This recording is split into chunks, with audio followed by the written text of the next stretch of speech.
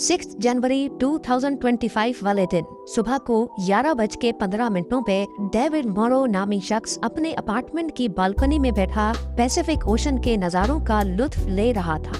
हमेशा की तरह ये एक नॉर्मल दिन था। इतने में उसके अपार्टमेंट से करीब 5 मील दूर पैसिफिक पैलिसेड्स की पहाड़ियों पर उसे भड़कती हुई चिंगारियों के साथ आग नजर आती है।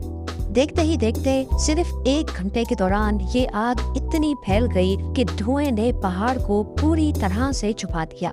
सैटेलाइट व्यू में देखा जाए तो सबसे पहले ये आग पैलिसेड्स के पहाड़ों पर रिपोर्ट हुई थी, लेकिन उसके चंद घंटों के बाद ये ईटॉन, हर्स्ट, केनेथ, गेटी, स्किरबॉल और सैन फर्नांडो के एरिया तक फैल गई।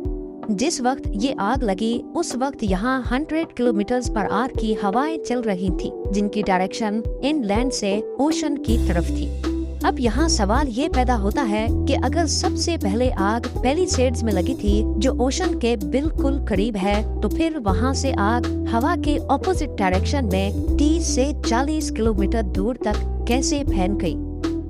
नाज़रीन, इस आग ने टोटल 38,000 एकड़ या फिर 150 स्क्वायर किलोमीटर के एरिया को उजाड़ कर रख दिया है। 12,000 से ज्यादा बिल्डिंग्स और घर तबाह हो चुके हैं और 1,80,000 लोग अपने घर छोड़ चुके हैं। ये लॉस एंजलिस की हिस्ट्री में सबसे तबाहकुन आग है, जो अभी तक इस वीडियो की प्रोडक्शन के दौरान भी पूरी तरह बुझाई नहीं जा सकी। आग को बुझाने की हर मुमकिन कोशिश नाकाम होती दिख रही है। वाटर बम्बर्स एक वक्त में 45,000 लीटर पानी फेंक रहे हैं, जो इस आग के सामने चंद बूंदों के बराबर लगते हैं। वाटर बम्बर्स की मदद से स्पेशल केमिकल भी फेंका जा रहा है, लेकिन कुदरत के सामने सारी मेहनत बेकार होती दिखाई दे रही है।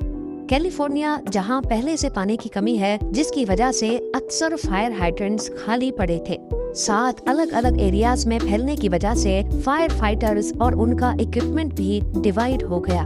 और ऊपर से 70 से 100 किलोमीटर पर आवर की हवाएं जब आग पर पड़ी तो ये आग और ज्यादा भड़कने लगी। लॉस एंजलिस वाइल्ड फायर फैलने की असल वजह जानने से पहले देखते हैं कि कैलिफोर्निया में इससे पहले कितनी बार वाइल्ड फायर्स ने हमला किया है। पिछले 25 सालों के डाटा में देखा जाए तो कैलिफोर्निया वाइल्ड फायर का हॉट स्पॉट रहा है। ईयर 2003 में सैन डिएगो काउंटी में सीडर फायर ने 2,73,000 एकड़ पर हमला किया। 25 अक्टूबर से भड़कने वाली आग ने 4 नवंबर 2003 को दम तोड़ा। 2017 में टब्स फायर ने 36,000 एकड़ जला दिए और ये भी अक्टूबर के महीने में लगी। दोबारा 2017 में थॉमस फायर ने 2,80,000 एकड़ राख बना दी है। ये आग दिसंबर में शुरू हुई और जनवरी में खत्म। 8 नवंबर 2018 को कैंप फायर ने 1.5 लाख एकड़ जलाए और 17 दिनों के बाद 25 नवंबर को खत्म हुई। इसी तरह 2020 में ग्लास फायर ने 67,000 एकड़ पर हमला किया और ये भी सितंबर में शुरू होकर पूरे महीने बाद अक्टूबर में खत्म हुई। अगर इन तमाम वाइल्ड फायर्स की डेट्स पर गौर किया जाए तो इनमें एक चीज बहुत कॉमन है, विंटर्स। यानी ये वाइल्ड फायर्स सर्दियों के महीने में ही लगी है और अभी लॉस एंजलिस वाइल्ड फायर भी पीक विंटर्स में ही लगी। तो आखिर क्या वजह है कि कैलिफोर्निया की हिस्ट्री में ज्यादातर वाइल्ड फायर्स सिर्फ विंटर्स में ही लगी है? इस सवाल का जवाब छुपा है एक ऐसे फिनोमेनन में जिसे सेंटा एना विंड्स कहा जाता है। जी हाँ, सेंटा एना विंड्स गर्म और सूखी हवाएं हैं जो सदर्न कैलिफोर्निया और बाहा कैलिफोर्निया में स्पेशली ऑटम और विंटर्स के दौरान चलती है। गूगल अर्थ पर देखा जाए तो कैलिफोर्निया के ईस्ट में दूर दूर तक सिर्फ डेजर्ट है, जिसको मोहावे डेजर्ट या फिर ग्रेट बेसन भी कहते हैं। सूरज की तपिश डेजर्ट को गर्म करती है, जिसकी वजह से यहाँ की हवा का प्रेशर बढ़ने लगता है। दूसरी तरफ ओशन की बात की जाए तो यहाँ की हवा ठंडी होती है और प्रेशर कम। हमने 6th ग्रेड में पढ़ा था कि हवा हाई प्रेशर से लो प्रेशर की तरफ ट्रेवल करती है। जितना ज्यादा प्रेशर में फर्क होगा उतनी तेजी से हवा ट्रेवल करेगी और यहाँ पर भी कुछ ऐसा ही होता है। साउथ ईस्ट कैलिफोर्निया से सेंटा एना विंड्स तेजी से ओशन की तरफ बढ़ती है। ये खुश्क और गर्म हवाएं जहाँ से भी गुजरती है वहाँ का मॉइस्चर सक करती जाती है। जिसकी वजह से ये पूरा रीजन इस मौसम में खुश्क हो जाता है। झाड़ियाँ और दरख्त बिल्कुल सूख जाते हैं, जो बड़ी आसानी से आग पकड़ने के काबिल बन जाते हैं। सेंटा एना विंड्स जहाँ पूरे जंगलात को वाइल्ड फायर का फ्यूल बना देती हैं, वहीं अगर गलती से भी कभी आग लग जाए तो तेज हवाएं इस आग को और ज्यादा भड़काती है। जलते हुए कोयले तेजी से फैलते जाते हैं और पलक झपकते ही वाइल्ड फायर कंट्रोल से बाहर हो जाती है। अब होना तो ये चाहिए कि जिस डायरेक्शन में हवा जा रही है, वाइल्ड फायर को भी उसी डायरेक्शन में ही फैलना चाहिए, पर लॉस एंजलिस के केस में इसका बिल्कुल उलट देखा गया। सबसे पहले आग पैलिसेड्स के पास देखी गई, जो ओशन के करीब है, और बाद में ये इनलैंड एरियाज में फैलती गई। ऐसा क्यों है, इसकी असल वजह समझने के लिए हमें एक इंटरेस्टिंग फिनोमिनन को समझना होगा, जिसे माउंटेन वेव रोटर कहते हैं। पहाड़ की वो साइड जिस पर डायरेक्टली हवा आकर टकराती है, उसे विंडवर्ड साइड कहते हैं, और पहाड़ की दूसरी साइड जहां हवा को जाना है, उसे लीवर्ड साइड कहते हैं।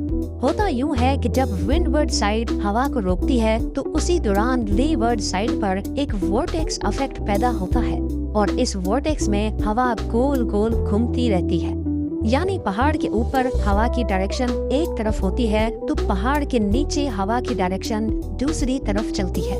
लॉस एंजलिस के केस में भी इस फिनोमिनन का बहुत बड़ा रोल है। पैलिसेड्स जहां सबसे पहले आग रिपोर्ट हुई, ये लीवर्ड साइड है, और यहाँ माउंटेन वेव रोटर की वजह से पहाड़ की चोटी से नीचे नीचे हवा ऑपोजिट डायरेक्शन में जनरेट हुई, जो आग को इनलैंड एरियाज में फैलाने की सबसे बड़ी वजह बनी। एक बार जब वाइल्ड फायर बहुत ज्यादा बढ़ जाती है, तो फिर ये काफी सारे अजीब फिनोमिनन को जन्म देती है। कुछ ऐसे फिनोमिनन जिनको प्रेडिक्ट करना भी बहुत मुश्किल होता है। इनमें से एक है फायर टॉर्नेडो। ये एक रेयर और डेंजरस फिनोमिनन है, जो इंटेंस वाइल्ड फायर्स के दौरान लगता है।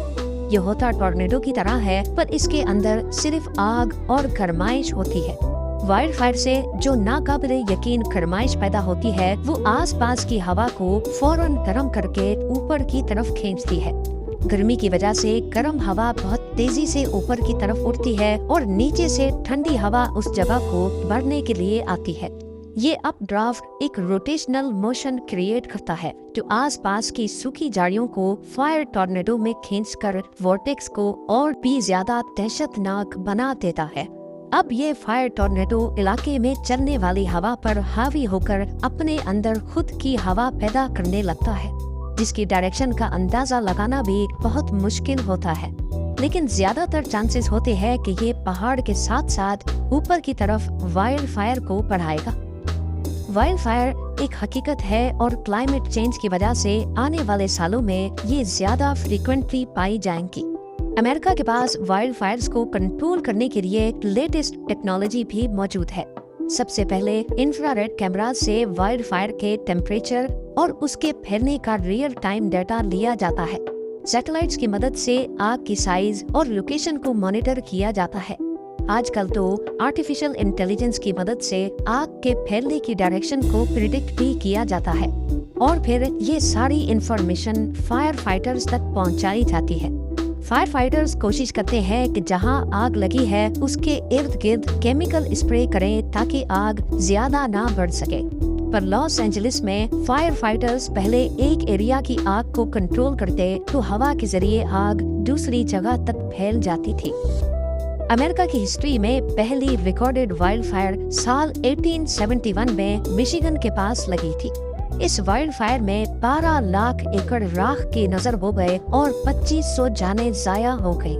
1871 की पेस्टिगो फायर से लेकर आज की लॉस एंजलिस वाइल्ड फायर तक नेचर हमें इशारा दे रही है कि आग पर काबू पाना आज भी करीब नामुमकिन है। लेकिन अगर हम कुदरत को समझने की कोशिश करें और क्लाइमेट चेंज से लड़ने के बजाय उसके हिसाब से चलने की कोशिश करें, तो शायद वाइल्ड फायर्स का सिलसिला दोबारा से थम सकता है। उम्मीद है कि आप लोग भरपूर लाइक और शेयर करेंगे। आप लोगों के प्यार भरे कमेंट्स का बेहद शुक्रिया। मिलते हैं अगली शानदार वीडियो में।